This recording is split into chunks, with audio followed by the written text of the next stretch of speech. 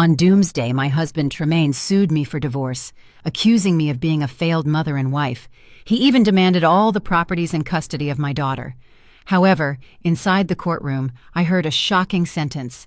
It was the voice of my 7-year-old daughter, Zariah, asking the judge, "Your Honor, can I show you something my mommy doesn't know?" The judge nodded his head. My daughter stepped forward, raised her tablet, and pressed the play button. When the video started, everyone in the room froze in stunned silence. Before the story begins, please leave us a comment telling us which state or city you are watching from. Do not forget to like and subscribe so this channel can grow and bring you more exciting stories. That morning began like any other in their home. Nyala, dressed in simple clothes, had been toiling in the kitchen since dawn. The faint aroma of a hot breakfast mixed with the scent of detergent from the washing machine spinning in the laundry nook. Nyala moved quickly but silently, making almost no noise. Over the years, she had learned to move like a shadow in her own home, an effort not to disturb the peace of her husband, Tremaine. At 6 in the morning, Tremaine came down from the second floor. He looked immaculate. As soon as he appeared in his freshly pressed shirt, Nyala immediately placed a mug of hot, black coffee and a steaming breakfast plate on the table. Tremaine sat down and took the mug without even looking at her. "The coffee is a little bitter today," Tremaine said dryly, his eyes fixed on his cell phone screen. "I'm sorry, honey. I thought I measured it right this time," Nyala replied in a low voice. Tremaine did not respond. He simply pushed the breakfast away from his plate and ate a few spoonfuls in silence. Nyala stood near the table, awkwardly waiting for any other order. There were none. The silence between them was so dense and cold that it seemed to freeze the hot steam rising from the coffee on the table. Nyala had forgotten the last time they shared a breakfast filled with laughter. It was probably 2 or 3 years ago when Tremaine started working late and his business trips became longer. "Is Zariah up?" Tremaine asked without lifting his face. "Yes, honey, she is showering. She will be down for breakfast soon," Nyala said. Sure enough, shortly after, the small sound of footsteps came down the stairs. Zariah, their 7-year-old daughter, ran toward them in her neat private school uniform. Her smile was bright, a stark contrast to the atmosphere of the morning. "Good morning, Mommy and Daddy." Zariah kissed Nyala on the cheek and headed toward Tremaine. He finally put down the phone and forced a slight smile toward his daughter. "Good morning, Princess. Finish your food. Daddy will take you to school." "Wow, I'm going with Daddy," Zariah exclaimed with joy. Nyala exhaled a sigh of relief. At least in front of Zariah, Tremaine made an effort to act with warmth. This brief breakfast hour was the only family time they had. As soon as Zariah finished eating, Tremaine stood up immediately, grabbed his briefcase, kissed Zariah on the forehead, and headed to the front door. As always, he walked past Nyala as if she were not there. Not a goodbye, not a kiss, not even a glance. Only the roar of his luxury car driving away left Nyala alone in the vastness of her large house. Nyala spent the rest of the morning with her routine, clearing the table, washing the dishes, doing the laundry, and tidying the rooms. She did it all with efficiency. She always strove to keep the house perfect. She thought that if the house was clean enough, if the food was delicious enough, if she was quiet enough, maybe the old Tremaine would return. But the old Tremaine seemed to have left a long time ago.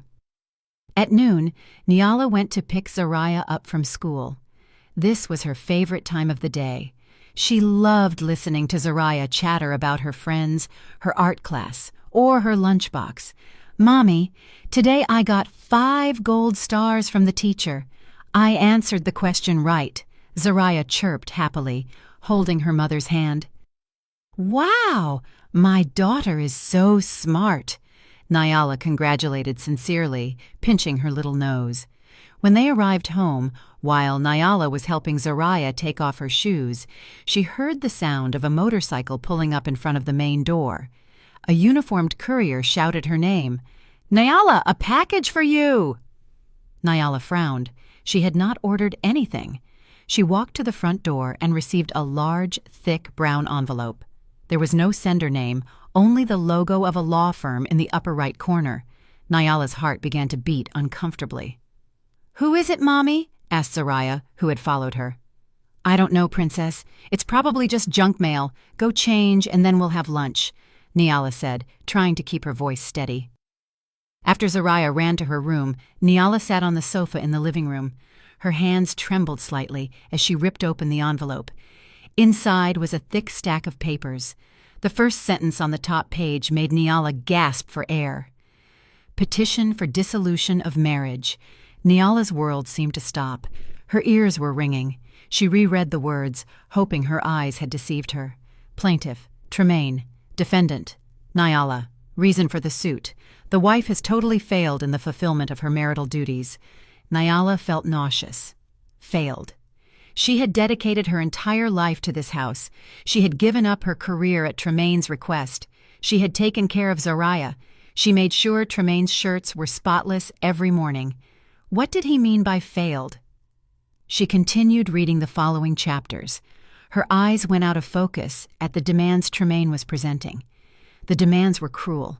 Tremaine was not only asking for a divorce, but he was also requesting full custody of Zariah, alleging that Nyala was emotionally unstable and incapable of raising the child properly. And most devastating of all, he demanded the totality of the marital assets, including the house they lived in, with the argument that Nyala had not contributed financially and that all assets were solely the result of Tremaine's efforts. Nyala collapsed weakly onto the cold hardwood floor, the papers scattered around her, so that was why Tremaine had been so cold for months. This had been a plan hatched in secret behind her back. The front door opened. Tremaine had returned from work unusually early. He stood in the doorway looking at Nyala slumped on the floor and then at the scattered papers. His expression was cold and without a shred of guilt. "Honey, what does this mean?" Nyala's voice trembled, and tears began to well up. Tremaine took off his shoes in silence. He walked over, loosening his tie. He did not deny it or explain. He simply said coldly, "It is exactly what you read. I don't want to live with you anymore, Nyala. You have failed. You have failed as a wife and as a mother." "Failed?" Nyala moaned in disbelief. "I have taken care of this house and raised Zariah." "Taken care of the house?" Tremaine scoffed with disdain. "The only thing you have done is spend my money. Zariah needs a better mother, a competent one, not someone who only knows how to cry and complain like you.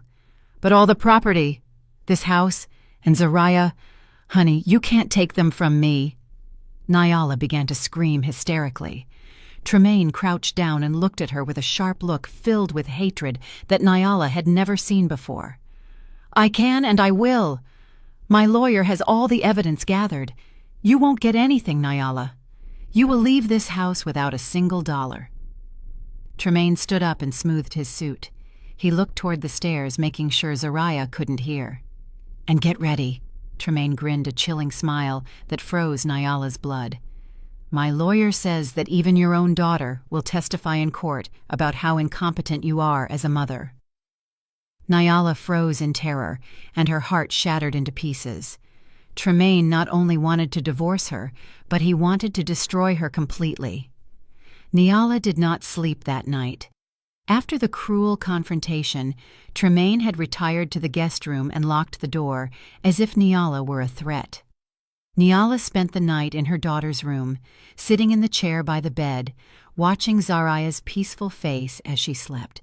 Her tears did not stop falling. How could Tremaine say that Zariah would testify against her? Zariah was everything to her. What would they have told her little girl?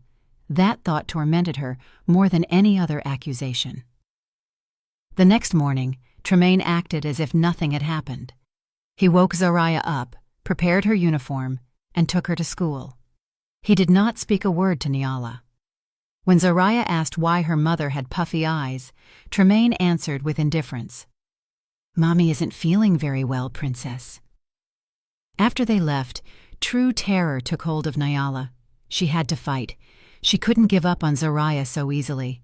She grabbed her phone and looked for the names of renowned divorce lawyers in the city. But the harsh reality hit her soon.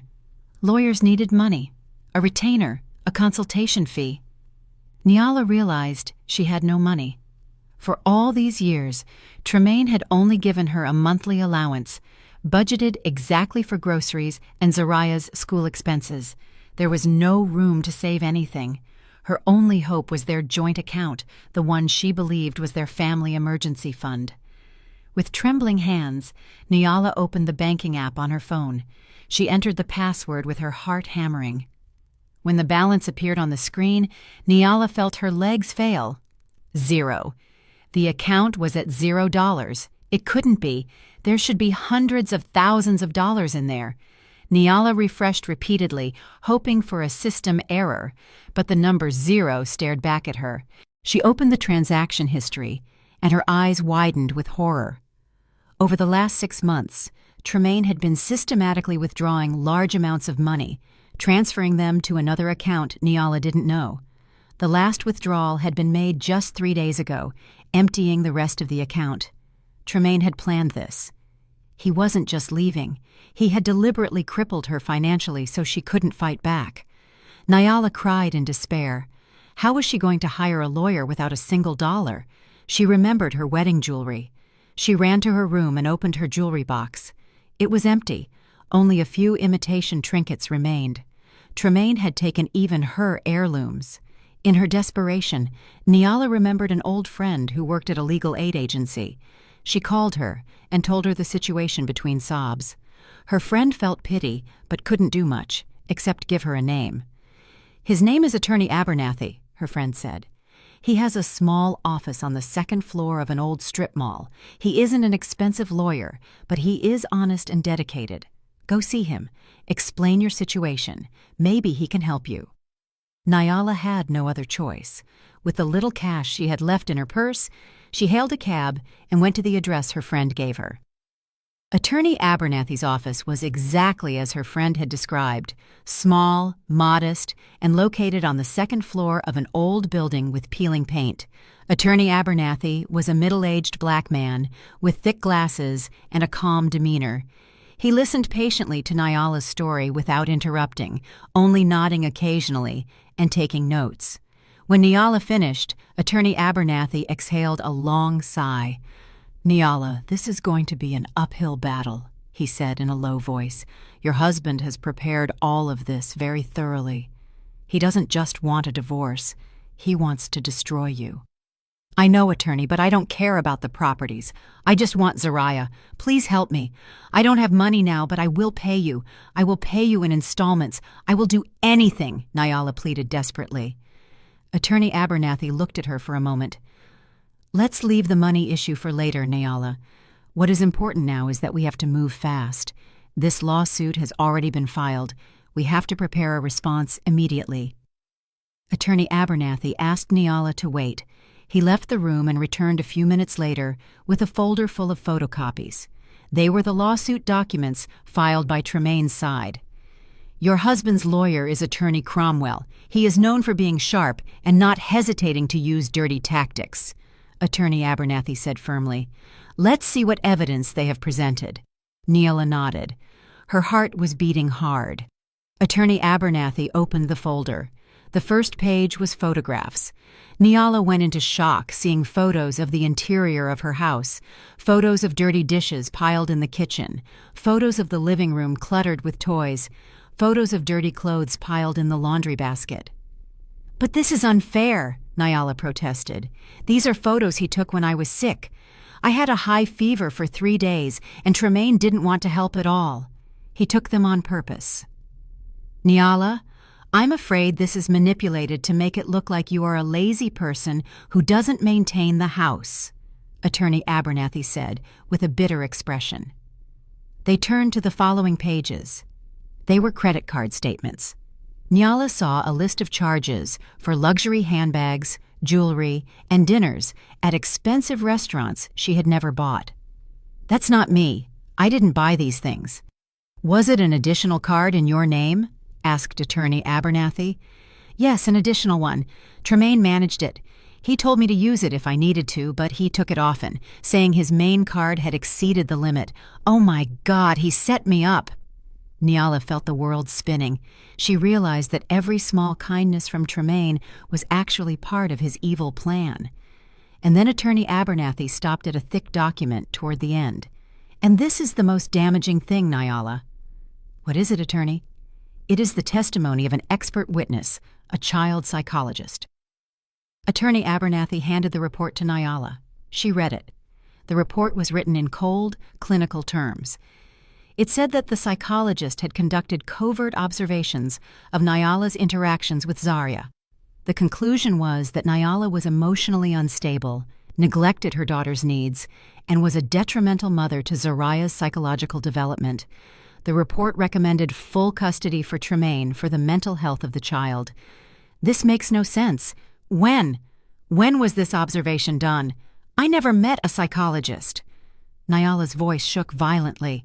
According to this report, the observation was conducted in public places, at the park, at the mall, and when you picked up your daughter from school, Attorney Abernathy explained, staring at her.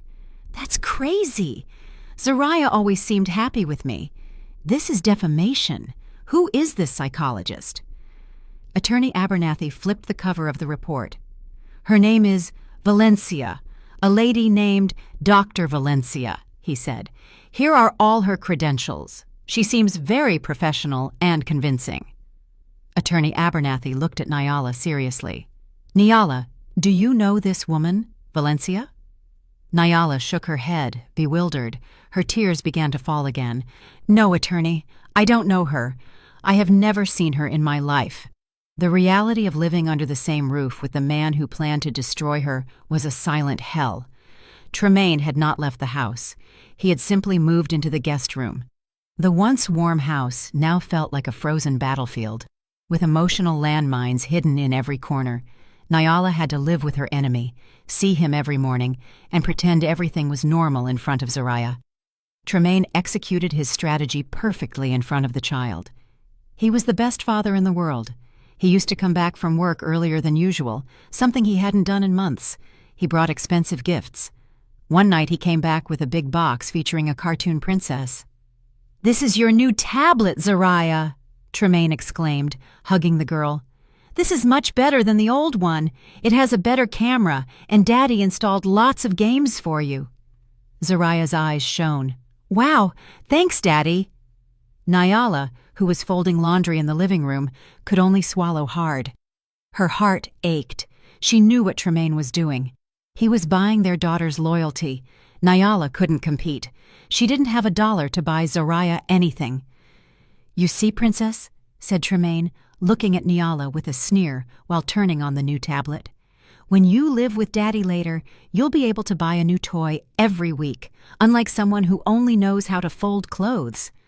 Nyala stopped the movement of her hands. She had a knot in her chest. She wanted to scream. She wanted to insult Tremaine, but she couldn't in front of Zariah. If she got angry, it would only prove Tremaine's accusation that she was emotionally unstable. So Nyala just continued folding the clothes in silence, head bowed, letting Tremaine's poison fill the room. The terror continued daily. Tremaine systematically undermined Nyala's authority as a mother. If Nyala prepared dinner, Tremaine came into the kitchen, tasted the food, and said in front of Zariah, "Honey, the soup is a little salty again. It's okay. Tomorrow we'll order takeout." If Nyala got ready to help Zariah with her homework, Tremaine interrupted her. "Let me do it. The way Mommy teaches you is too complicated. You're going to get confused." Nyala felt smaller and smaller, more and more invisible in her own home. She began to doubt herself. Did she really cook badly? Was she really incapable of teaching her daughter? Tremaine played his role too well, making Nyala seem like an inept woman. Zariah, trapped in the middle, began to show signs of confusion. It was clear she loved her mother, but she also enjoyed all the attention and gifts from her father. Sometimes Zariah clung to Nyala as if seeking protection, but other times she seemed uncomfortable, especially after Tremaine whispered something to her. One night, Nyala couldn't sleep. She walked silently to Zariah's room to make sure her daughter was okay. She opened the door slightly. Zariah was sleeping deeply. On her desk was the new tablet Tremaine had bought her, but as Nyala got closer to tuck Zariah in, she saw something strange. Zariah's small hand was clutching something under the pillow. It wasn't her favorite teddy bear. Nyala looked very carefully. Her heart skipped a beat. It was Zariah's old tablet, the cheap one with the screen cracked in several places, the one Nyala always told her not to play with for fear the pieces of glass might hurt her. Nyala frowned. Why did Zariah still keep this broken tablet? Why hide it under the pillow when the newer tablet was on the desk? Nyala didn't understand.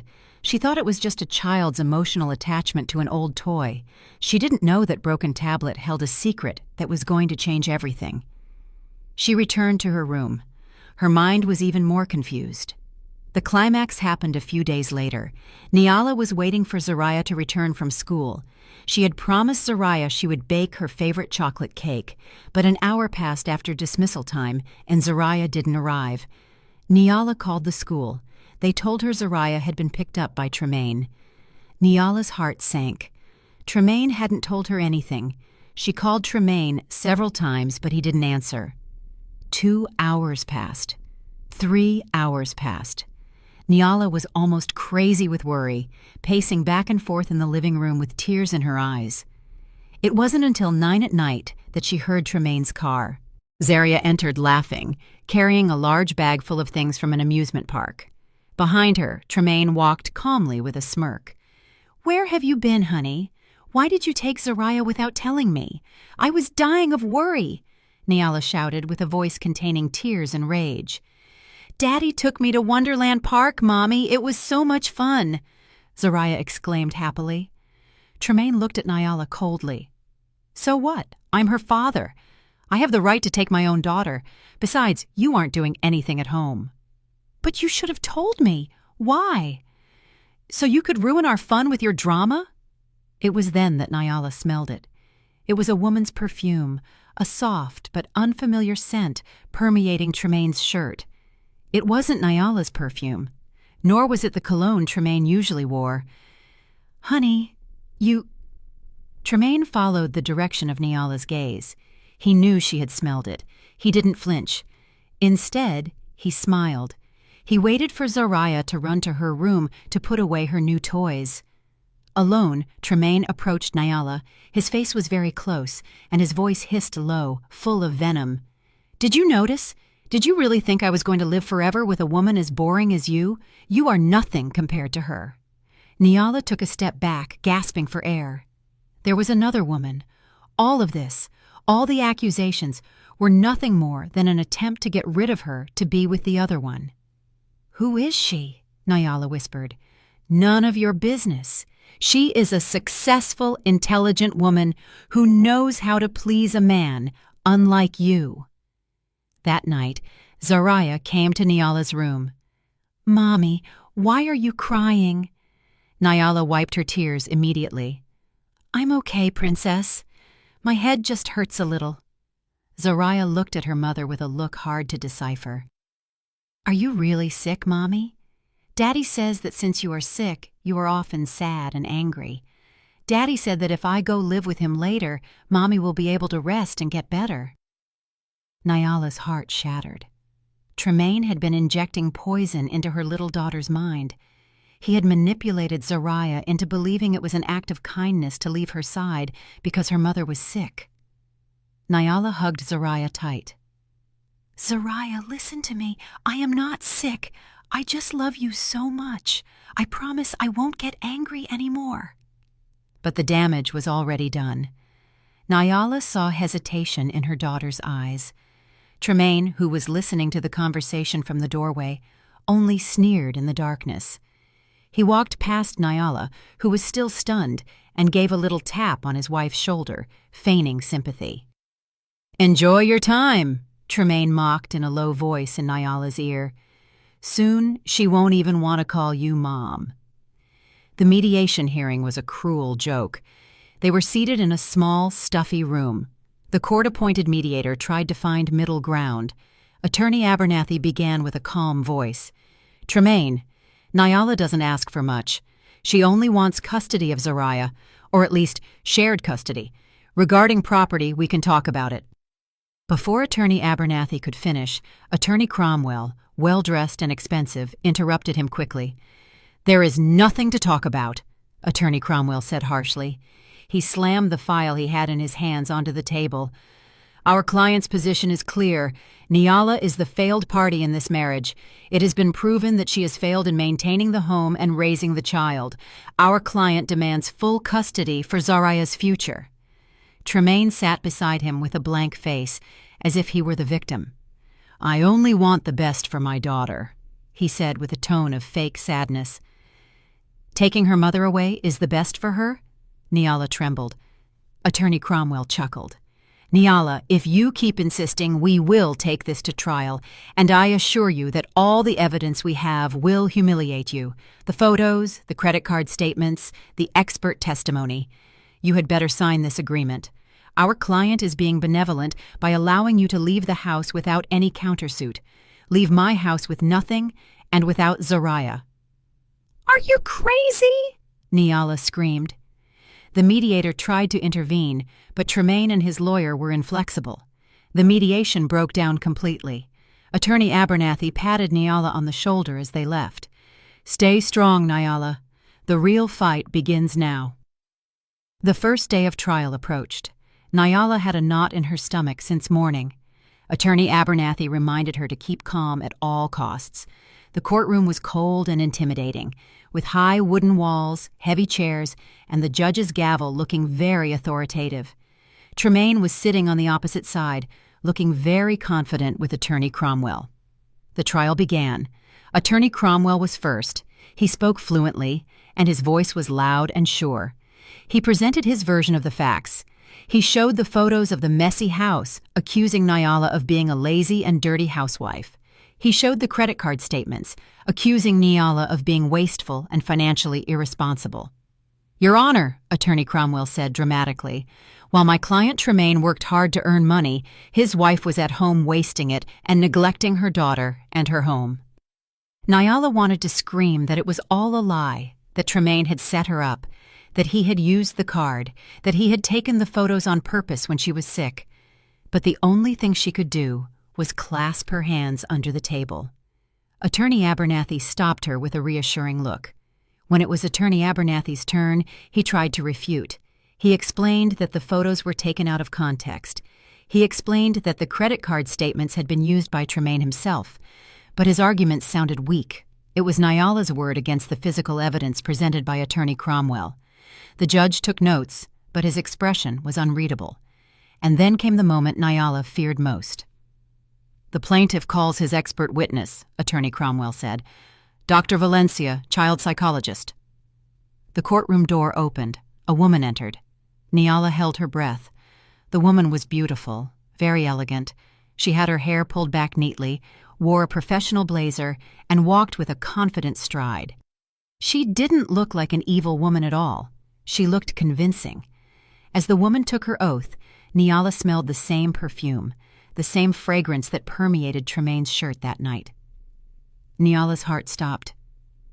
It was her, Tremaine's mistress, and she was posing as a child psychologist. Valencia sat in the witness box. She spoke calmly, her diction clear, using psychological terms that sounded very professional and impressive. "Yes, Your Honor," Valencia began to testify, answering Attorney Cromwell's question. "I conducted observations of the natural behavior of Mrs. Nyala and her daughter Zariah over the last 3 months." "And what were your findings, Doctor?" asked Attorney Cromwell. Valencia opened her notes. "My findings were very concerning. I found a pattern of behavior in Mrs. Nyala that tends to be inconsistent and emotionally volatile. There are signs of significant emotional distress." Valencia began to detail the lies one by one, turning facts into deadly weapons.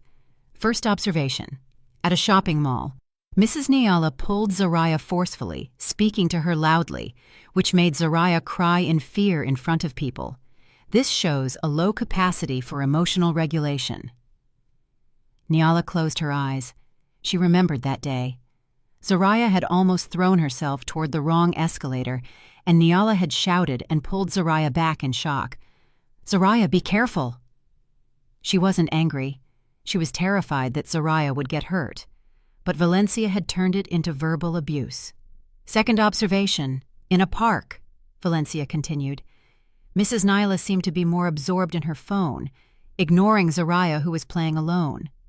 When Zariah fell, Mrs. Nyla didn't notice immediately. When she did, her reaction was exaggerated and tended toward hysteria, which further traumatized Zariah about the fall.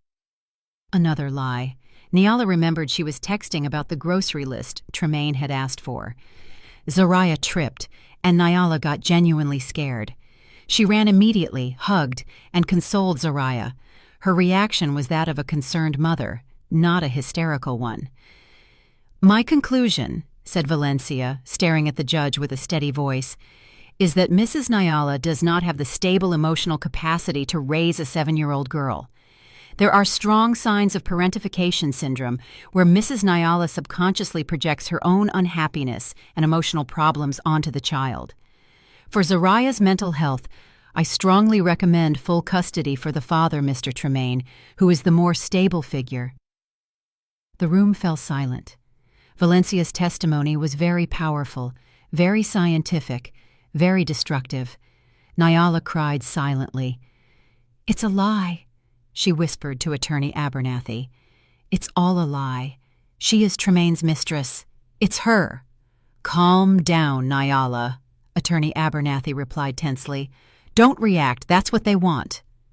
Attorney Abernathy stood up for cross-examination. He tried. "Dr. Valencia, are you sure you can make such a serious diagnosis based solely on distance observations?" Valencia smiled slightly. "On the contrary, counselor, natural observations, without the subject being aware, are the most accurate. There is no manipulation. It is pure, real behavior." "You were paid by Mr. Tremaine for this testimony, isn't that right?" "I was paid for my professional services, counselor, not for my conclusions. My conclusions are objective and based on data from the field," Valencia retorted cleverly. Attorney Abernathy was at a dead end. Valencia had dodged too well. She had covered all the holes. The trial adjourned for the day.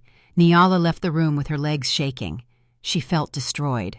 She saw Tremaine smiling slightly, nodding to Valencia with a look of satisfaction. In the lobby, Nyala leaned against the wall and sobbed. "We lost, attorney. We lost. They have everything." Attorney Abernathy remained silent for a moment. Then he stared at Tremaine and Valencia, who were walking together in the distance, discreetly separated, but not entirely far apart. "Not yet, Nyala," Attorney Abernathy said, in a low voice, eyes narrowed. "I know something is wrong. The way she looks at him when she thinks no one sees her is not the way a professional psychologist looks at a client." Attorney Abernathy turned to Nyala. "We have to find out who she really is." A few days before the next hearing, Attorney Abernathy called Nyala to his office. His face looked tired. The stack of papers on the desk looked thicker than before. "Nyala, I tried to trace the woman's background." Attorney Abernathy was blunt. "The result is different from what we expected." Nyala's heart raced. "What do you mean, attorney?" "Her credentials are clean, too clean," sighed Attorney Abernathy, rubbing the bridge of his nose. "She is registered with the Psychological Association. She has a registered practice clinic. All the documentation is perfect. Either she is a real psychologist that Tremaine hired to lie for money, or Tremaine forged this entire identity very cleanly. The truth is, we cannot attack her by accusing her of being a fake psychologist. The court would dismiss our claim immediately." The brief hope Nyala had held vanished instantly. "So we can't prove she's lying?" "No, we simply can't prove she isn't a psychologist. The only way is to refute her testimony, and that means you have to testify, Nyala." Attorney Abernathy looked at Nyala seriously. "You have to tell your whole side of the story, about the photos, about the credit cards, about Tremaine's behavior, and most importantly, you must not get emotionally upset. Attorney Cromwell will definitely try to provoke you. He will want you to look hysterical in front of the judge, exactly as Valencia described you. Nyala nodded silently. I will do it, attorney. I will try. The day arrived. It was Nyala's turn to sit on the witness stand. After being sworn in, Attorney Abernathy began with gentle questions, guiding Nyala to tell of her life as a housewife. Nyala explained in a voice attempting to remain as calm as possible. She spoke of how she left her job to focus on caring for Zariah, explained her routine from dawn until late at night. About the photos of the messy house, Nyala, can you explain the context? Asked Attorney Abernathy. Yes, attorney. Those photos were taken by Tremaine about 2 months ago. I was severely ill with a high fever for 3 days. At that time, I could barely get out of bed. I asked Tremaine to take care of the household, but he said he was too busy with work, so the house got very messy. I didn't have the energy to clean, Nyala explained. And about the credit card statements? It was an additional card in my name, but Tremaine had it more frequently. He said his main card often reached the limit with business matters. I believed him. I never bought those luxury bags, nor that jewelry. I didn't know about those charges until I saw them in the lawsuit documents. Nyala said everything with honesty. She saw some in the gallery begin to whisper. Some looked at her with sympathy, but the judge remained silent. His face was unreadable. Then came Attorney Cromwell's turn. The cunning lawyer stood up, smoothed his tie, and walked toward the witness stand with a sneer. Nyala, he began in a sickly sweet tone. So you mean to say that your husband, Mr. Tremaine, who works hard and brings money home, set you up on purpose? Is that it? Nyala stammered. I didn't say that. I just said what happened. But that sounds... The husband takes photos of the dirty house. The husband uses the credit card. Everything is the husband's fault. It seems that you are not to blame for anything. Are you perfect? Of course not. I'm not perfect, but I'm not a failure. Not a failure? Attorney Cromwell scoffed with disdain. Nyala, you said you were sick when those photos were taken. Do you have any medical report proving you were gravely ill for 3 days? Nyala remained silent. I didn't go to the hospital. I just took medicine from the pharmacy. I thought I would recover. So there is no proof, Attorney Cromwell attacked quickly. It's just your word against real photographic evidence. Interesting. Attorney Cromwell moved to another topic. About the credit cards. You say your husband used them, but the card is in your name. Did you ever inform the bank that the card was being misused? No. Did you ever reprimand your husband? No. You said nothing. Doesn't this prove you are negligent and financially irresponsible, or does it mean you approved all the purchases? I trusted him. He was my husband. Nyala's voice rose. Blind trust, snapped Attorney Cromwell. A trust that ruined the family finances, and now you blame your husband. I am not blaming. Enough.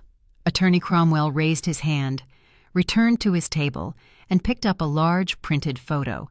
He held it up for the judge and everyone to see. Your Honor, I request permission to present Exhibit P12. Nyala's eyes widened with horror.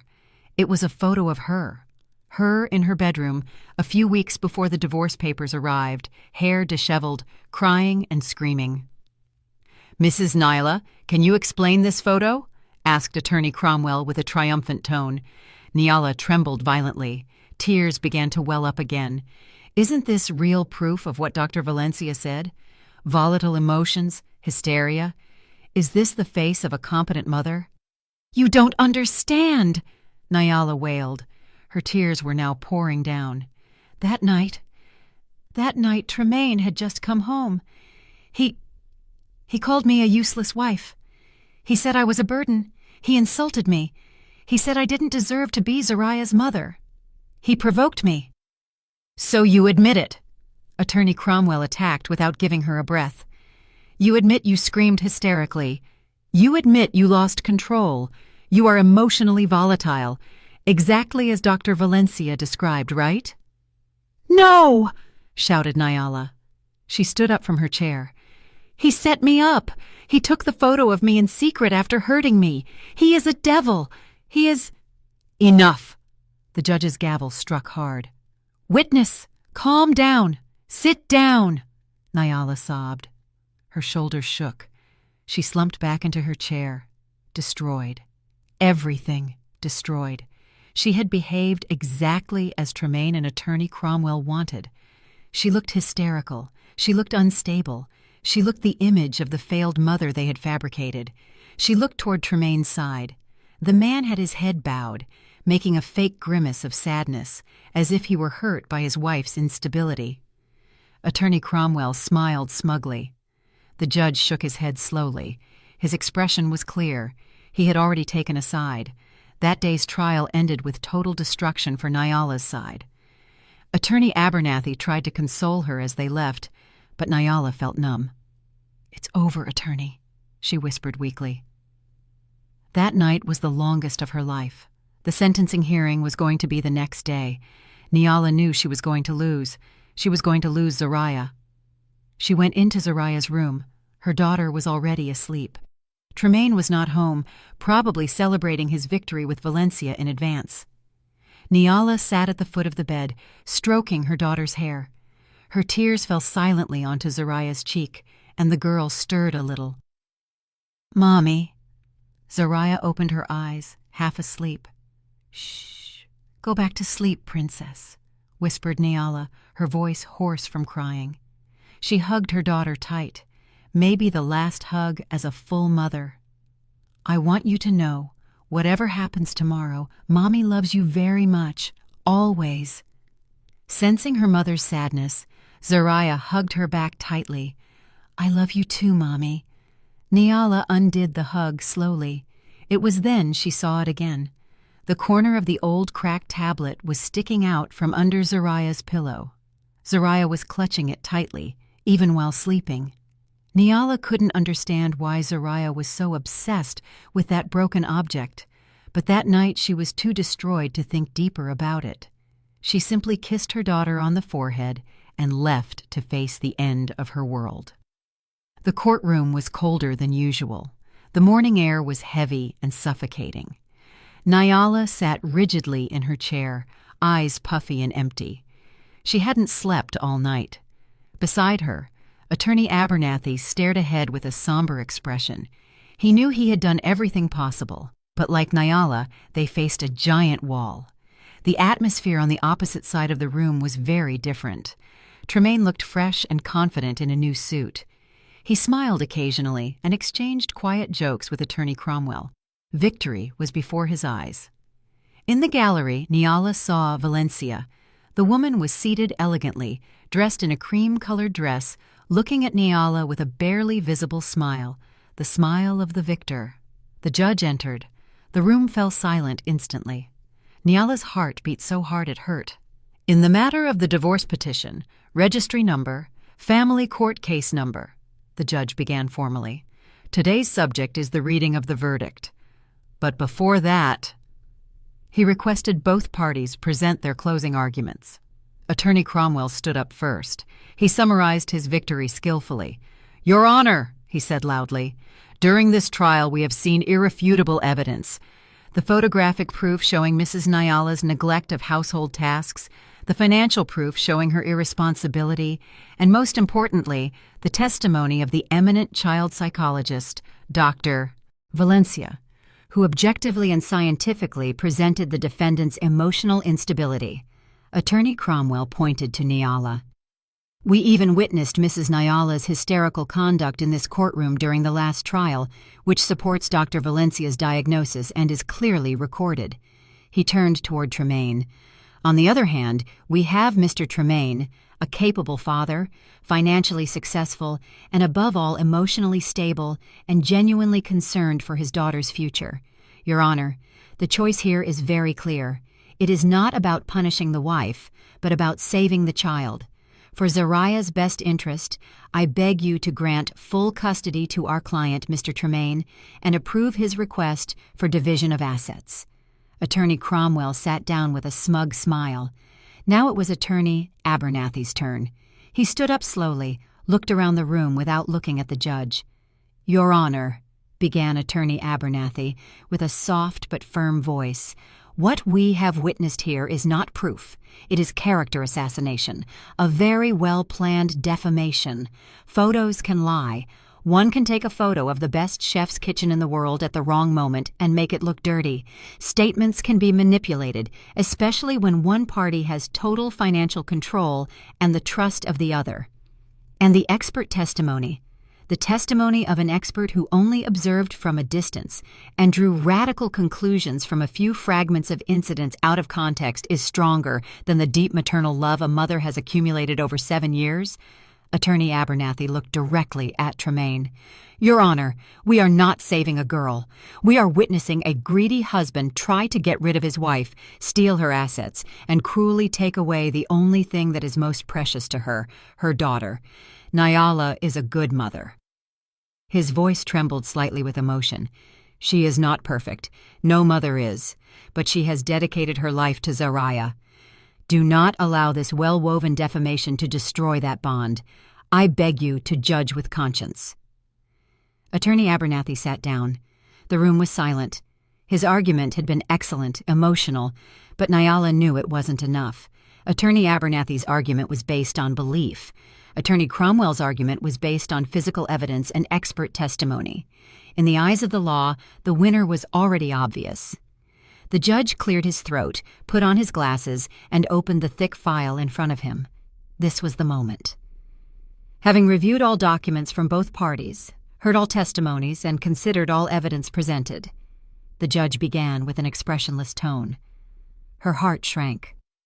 "The court notes that the plaintiff, Mr. Tremaine, has been successful in presenting significant evidence."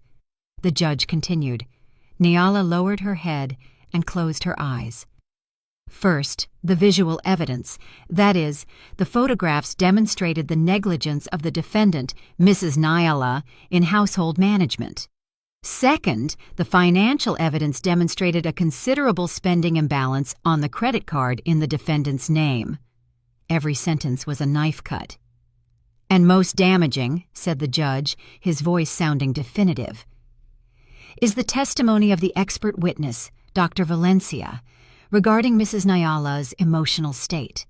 This testimony was unfortunately reinforced by the defendant's own conduct in the last trial, providing the court with a very troubling image of the psychological environment for the child's growth."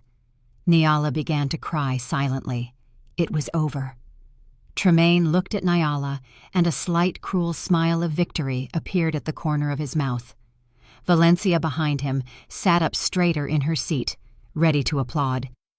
With all considerations mentioned above, and especially for the best interest and mental health of the minor Zariah. The judge raised his gavel, and Nyala closed her eyes, ready to hear the sentence that would destroy her life. "The court rules, stop!" The voice was small, but it cut through the silence of the courtroom. It was sharp and clear. Everyone turned their heads in unison toward the source of the voice. In the slightly open door at the back of the room stood Zariah. She was alone, still in her school uniform. Obviously, she had snuck in. Tremaine's face went from arrogance to shock and pallor. "Zariah, what are you doing here? Get out of here!" he shouted in panic. "Guard! Zariah!" "Sit down, Princess," Tremaine tried again with a tense voice, but Zariah didn't move. She walked into the courtroom. The sound of her small steps echoed on the marble floor. She didn't look at her mother, who was astonished with her mouth open. She didn't look at her father, who was furious. She looked directly at the judge. The room, which had been silent awaiting the sentence, was now frozen. The gavel, which was about to fall, stopped in midair. The judge's eyes widened, looking at the little girl in the doorway. Nyala turned around, feeling her heart fall out of her chest. "Zariah?" she whispered in disbelief. What was her daughter doing here? Who had brought her? Tremaine's reaction was the fastest. His face, a moment before full of arrogance and triumph, was now pale and bloodless. There was pure terror in his eyes. "Zariah!" he yelled. His voice rose without the disguise of calm. "What are you doing here? Get out of here. This isn't a playground. Guard, how can a child enter?" Zariah shrank at her father's scream. but she didn't back down. Instead, she walked deeper into the room. "Zariah, Daddy said turn around and sit down," Tremaine shouted again, now half standing. His lawyer, Attorney Cromwell, was also bewildered. He stood up and shouted at the judge, "Your Honor, this is a procedural outrage. This trial is confidential. A minor should not be here and should not interrupt the proceeding. Order your staff to remove the child." Nyala was still frozen. She was confused. A part of her mind was shattering over the fact that Zariah was in this horrible place. The other part trembled with fear. What was Zariah going to say? Had Tremaine succeeded in poisoning her completely? Would Zariah tell the judge she preferred her father? The thought made Nyala nauseous. "Your Honor, out of consideration." Attorney Abernathy's voice rang out suddenly, stopping Attorney Cromwell. "This child has come with an obvious purpose. This is about her future. We cannot ignore her." The judge raised his hand. His face was grave. "Silence, everyone!" his voice echoed. He stared at Tremaine and Attorney Cromwell, silencing their protests. Then his gaze turned to Zariah. His expression softened. Zariah approached slowly, her small steps echoing loudly on the silent marble. She stopped in the center, between the tables of the two lawyers. She looked directly at the judge sitting on his high throne. "Your Honor," Zariah said with a trembling voice, but clear to the whole room, "I'm sorry to interrupt." "It's okay, Princess," said the judge with a more paternal tone. "Why are you here? Who brought you?" "I came alone. My auntie brought me, but I snuck in. I heard my daddy say my mommy is bad." Tremaine's eyes went wide. "Zariah, watch your words." "Silence, Mr. Tremaine," shouted the judge. "Let the child speak." Nyala covered her mouth. Tears began to flow. Zariah swallowed as if gathering courage. She looked at the judge again. Her pure, clear eyes showed sincerity. "Daddy said my mommy is bad. Daddy said my mommy gets very angry. Daddy said my mommy can't take care of me," she continued, her voice shaking slightly. Nyala closed her eyes. This was the end. Zariah was going to repeat all of Tremaine's lies, but a sentence made Nyala open her eyes. "But can I show you something?" Zariah looked at the judge with pleading eyes. "Something my mommy doesn't know." That phrase hung in the air. "Something my mommy doesn't know." Nyala frowned. What did she mean? Attorney Cromwell jumped up again. "Your Honor, this is absurd. A recording from a child cannot be used as evidence. This is an invasion of privacy recorded without permission." "That recording proves the lies of your expert witness, Attorney Cromwell," retorted Attorney Abernathy sharply. "This is very intriguing. Enough arguing." The judge banged his gavel. His eyes, previously paternal, now shone intensely. He sensed there was a big lie. "Clerk, help this child. Connect that device to the court monitors right now." "No!" Tremaine screamed desperately. He gripped the edge of the table with white knuckles. "I object, Your Honor. This is a setup." "Your objection is noted, Mr. Tremaine. Now sit down," ordered the judge. A clerk approached Zariah quickly and carefully took the cracked tablet. He looked for a cable, and moments later the large monitor screens on the courtroom wall went black and then showed Zariah's tablet home screen. Tremaine covered his face. Valencia behind him seemed to shake violently. Zariah, now standing next to the clerk, looked at the screen.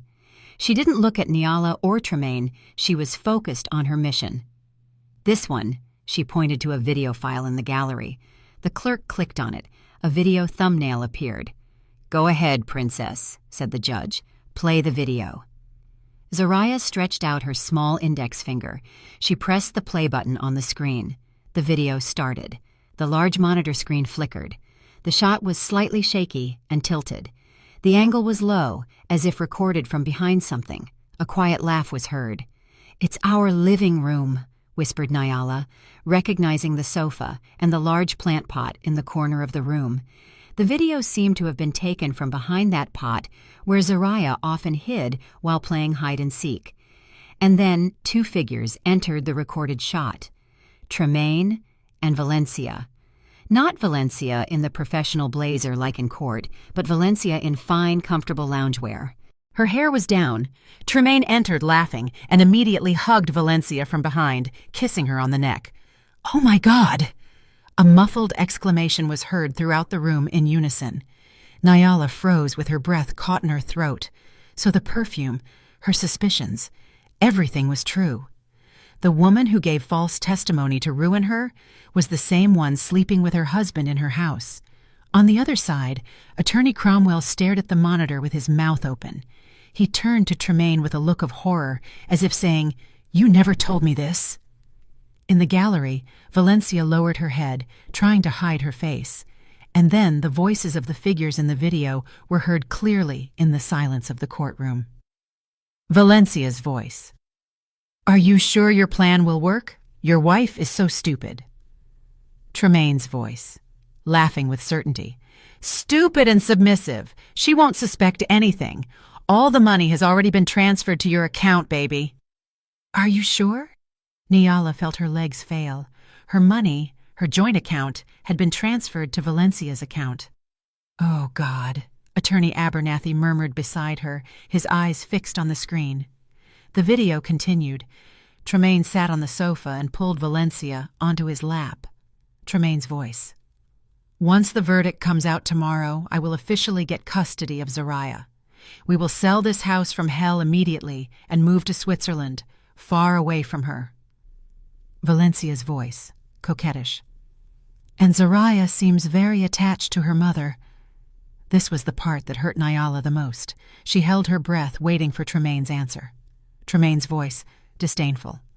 "Oh, the kid is easy to handle. Just give her a new tablet, and she'll forget her mother. You will be her new mother, a smarter, more successful, and much sexier mother." Tremaine kissed Valencia passionately in the video. "Enough! Turn it off!" Tremaine screamed in rage. He jumped from his chair, trying to run toward the clerk's table to stop the video. "Officers, restrain him!" shouted the judge with anger. The 2 security guards guarding the door moved immediately. They overpowered Tremaine before he could advance, bending his arms behind his back.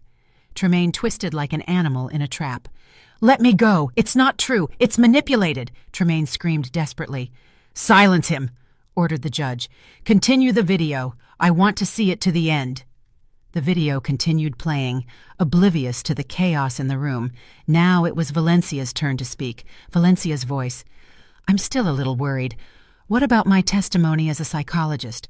What if Nyala's lawyer refutes it with his observations?" Tremaine's voice, laughing again. "I already prepared. I recorded her last week when she cried hysterically. Remember? I will provoke her again at the trial. I will insult her until she explodes. She will scream and cry in front of the judge." Nyala sobbed. She remembered her testimony, the photo, her screams. He set her up. Tremaine's voice. "Once she gets hysterical, your testimony will seem perfect. The judge will see for himself that she is an unstable, crazy woman. No one will believe her. They will believe Dr. Valencia, the professional." The video finally showed Tremaine and Valencia toasting with wine glasses, laughing. The video ended. The screen went black. The room remained silent for a few seconds.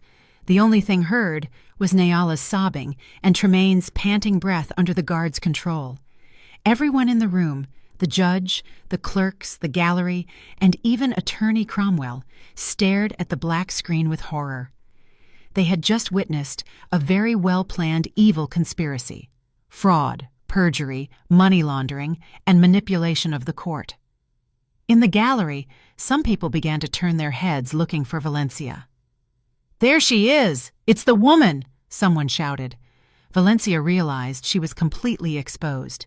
In panic, she jumped from her seat and ran toward the back exit. Zariah, the little heroine who had been watching the video that just played, turned her head. She didn't look at Tremaine, who was subdued. She looked at her mother. Her pure eyes met Nyala's, which were filled with tears. The judge, face red with rage, raised his gavel high. He didn't drop it in silence. He banged it hard on the desk. "Silence, everyone! The court resumes. Officers, close all exits. No one leaves. Arrest that woman, Dr. Valencia." Immediately, the room fell into controlled chaos. The bang of the furious judge's gavel was both an order and a release of the tension that had frozen everyone. The two security guards who had just subdued Tremaine now dragged him to a chair. Tremaine wasn't screaming anymore. He was simply gasping. His eyes were frantic, and his expensive suit was soaked in sweat. He knew it was over. At the back door, another commotion occurred. Valencia, in panic, couldn't open the large door the judge had just ordered closed. She pulled the handle and pushed in vain. A female officer intercepted her quickly. Valencia collapsed on the floor. Her professional mask had completely fallen. She was no longer the calm and convincing psychologist. She was just a scared woman crying hysterically. Exactly the image she had used in the photos to frame Nyala. Karma had arrived too fast and with cruelty.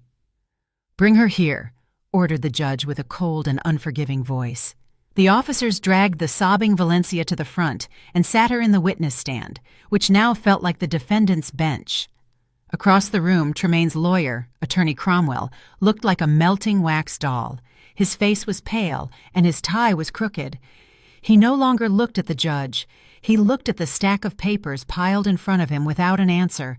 His career and reputation had been destroyed in an instant by a video from a child's broken tablet. He knew he was implicated.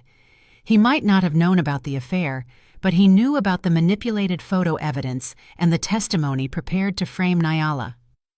Nyala herself was still sitting.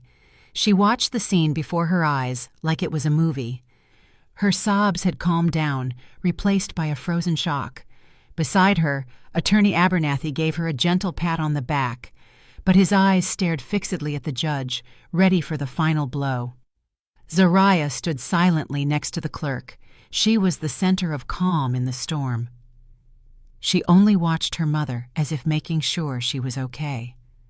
The judge took a deep breath and smoothed his robe. He looked at Tremaine, at Valencia, and then at Attorney Cromwell. "Mr. Tremaine," began the judge with a quiet but terrifying voice, "that video is the property of your daughter and was recorded in your own home. Do you still want to insist that it is manipulated?" Tremaine raised his head, his face empty. She set me up," he muttered. It was a last, pathetic attempt. "That woman, Valencia, planned everything. She seduced me." Hearing this, Valencia screamed immediately. "Liar! You told me to do it. You told me you would marry me. You told me you would transfer all the money to my account. I did all this for you." "Silence!" The judge banged his gavel again. "Both are the same.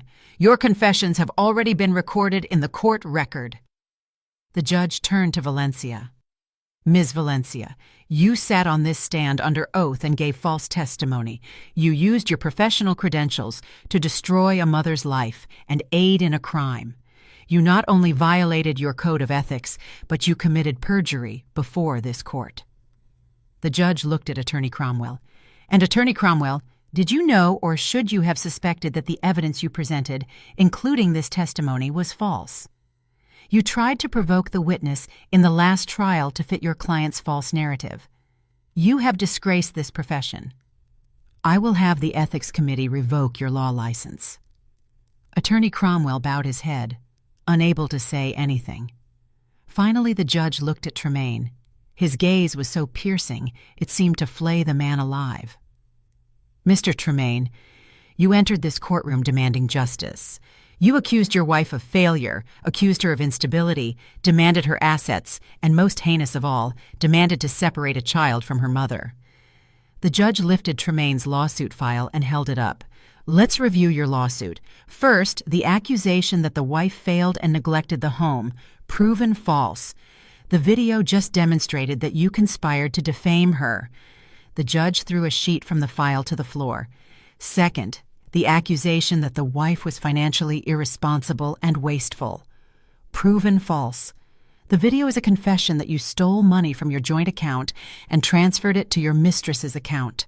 This isn't just defamation, it is theft." He threw the second sheet. "Third, the accusation that the wife was emotionally unstable, backed by false expert testimony. proven as a blatant scheme. The video proves you conspired to provoke your wife, record her in secret, and use it to deceive this court. He threw the third sheet. Your entire lawsuit, the judge's voice rose, is a pile of garbage based on lies, greed, and adultery. The court dismisses entirely the divorce petition presented by Mr. Tremaine. The gavel struck hard, but the judge wasn't finished. He looked at Attorney Abernathy and Nyala. The court will not stop here. Based on this new, irrefutable evidence, the court rules to protect the victim. 1. The judge raised a finger. Full custody of the minor Zariah is granted unconditionally to her biological mother, Mrs. Nyala. Nyala gasped. The tears now flowing were of relief. She looked at Zariah. 2, continued the judge. Mr. Tremaine's divorce suit has been dismissed. However, the court suggests that Mrs. Nyala file a countersuit right now. Mrs. Nyala, do you wish to divorce your husband?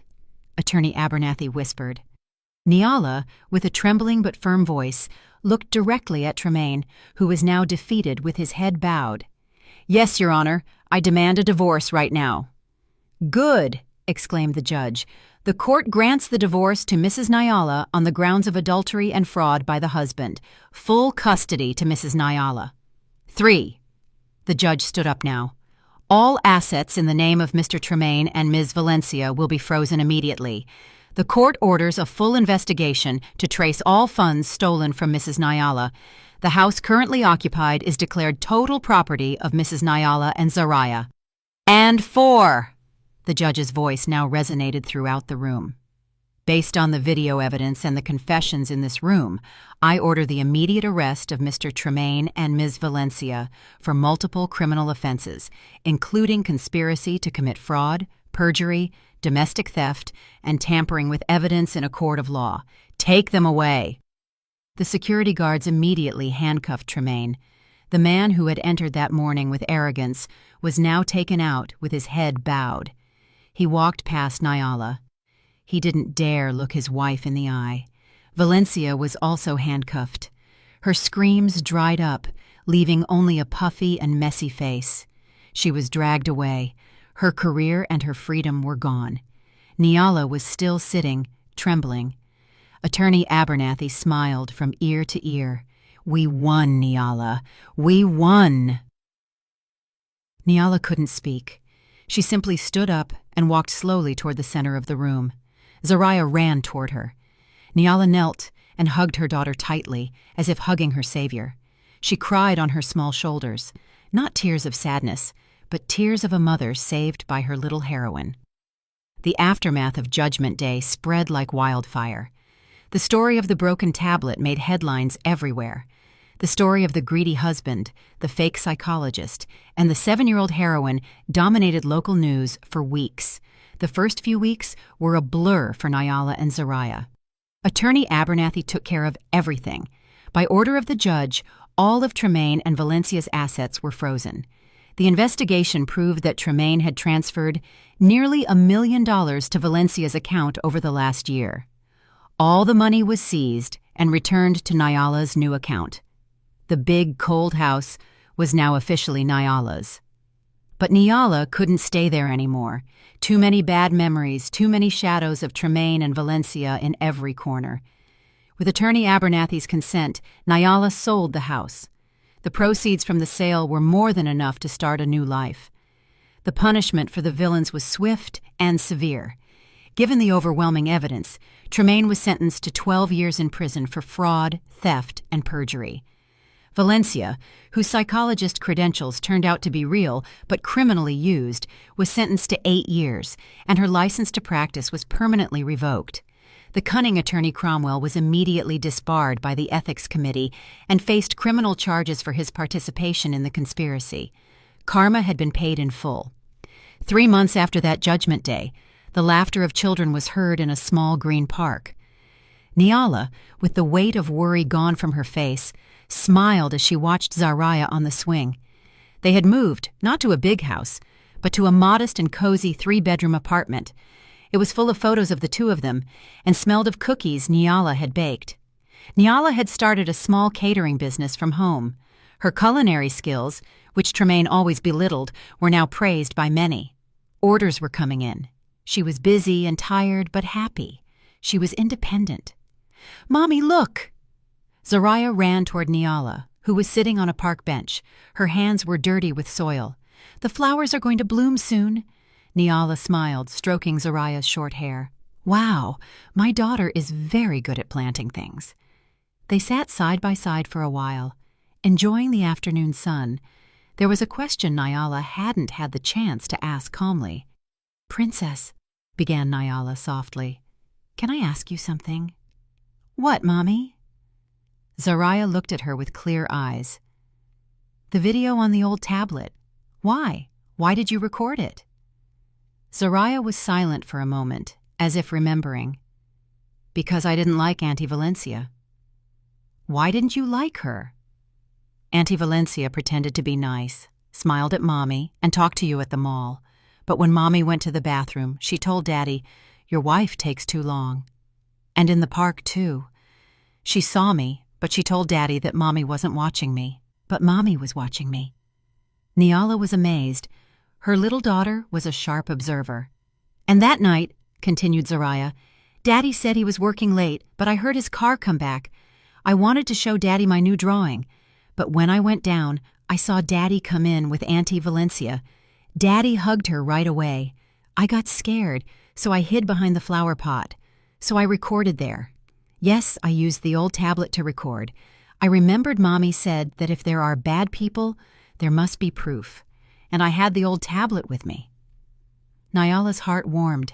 She had forgotten she had said that. "But, Princess," asked Nyala again.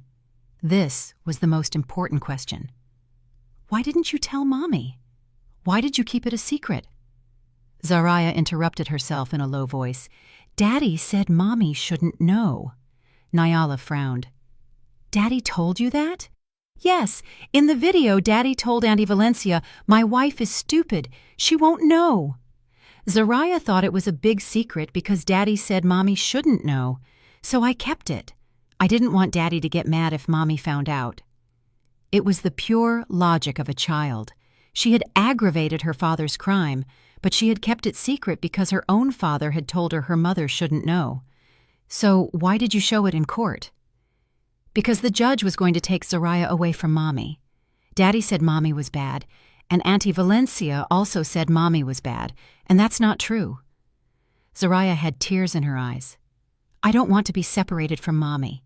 Mommy isn't bad. Mommy is the best mom. So I had to show the judge that Daddy and Auntie Valencia are the bad ones." Nyala couldn't hold back anymore. She hugged Zariah tightly. She cried tears of joy. For all this time, she had suffered Tremaine's accusations that she was a failed mother. She had doubted herself, felt destroyed. But before her was the strongest proof that she hadn't failed. She had raised an incredible daughter, a pure, sharp girl who could distinguish truth from falsehood, a brave girl with the courage to act alone to protect her mother, a girl with a pure sense of justice. "Thank you, Princess," whispered Nyala into her daughter's hair. "Thank you for saving me." Zariah hugged her. "I love you, Mommy. I love you too, Zariah." Nyala undid the hug and looked at her daughter's bright face. Finally, she understood. She had never failed. She had just been raising a heroine. And now, both were free for a new beginning. Did you like the story, and which city are you listening from? Let's meet in the comments. If you like the story, you can support me by sending a super thanks so I can keep bringing more stories like this. Thank you so much for your sweet support. I'm looking forward to your comments on the story. On the screen, you can see 2 new life stories that I highly recommend. There's so much more on my channel. Don't forget to subscribe. See you in the next life story. With love and respect.